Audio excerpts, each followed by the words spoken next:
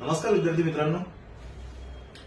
अर्थशास्त्र आणि अर्थव्यवस्था याला इंग्रजीमध्ये इकॉनॉमिक्स असं म्हणतात बरं का.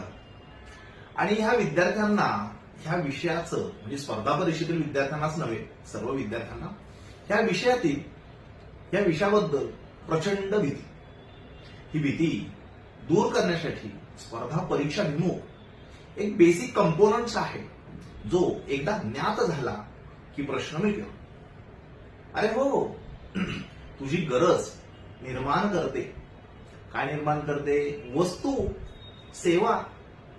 आणि ह्या निर्माण केलेल्या वस्तू आणि सेवा ज्या मागणी आणि पुरवठा याच्या समतोलानुरूप चालतात त्यावेळेस खिशामधली बचत आणि तुला चांगल्या दर्जाचं जीवनमान मूल्य हे उपलब्ध होतं.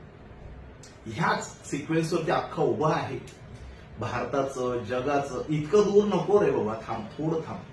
एवढं मोठं काही नाही.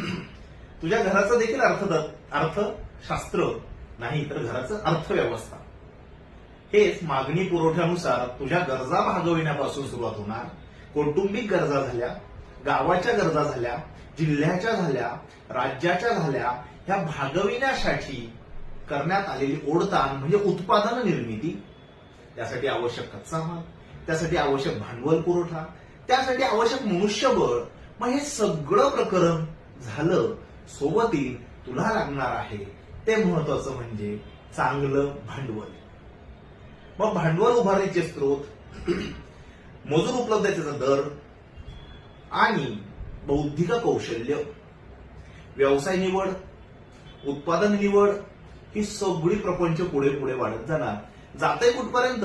गरजा पूर्ण होईपर्यंत. नंतर मिल्टन फ्राइडमन यांनी मांडलेली कन्सेप्ट म्हणजे खाजगीकरण, उदारीकरण, जागतिकीकरण इकडे जाणार आपला अर्थव्यवस्थेचा विस्तारित क्षेत्र.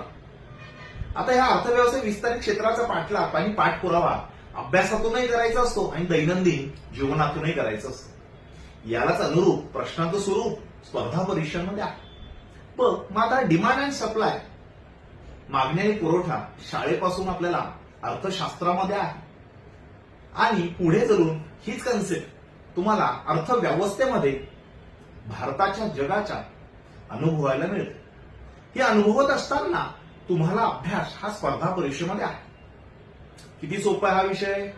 हो, अशा सोप्या कन्सेप्टसाठीच तुम्ही शोध इन्स्टिट्यूट जॉईन करू शकता.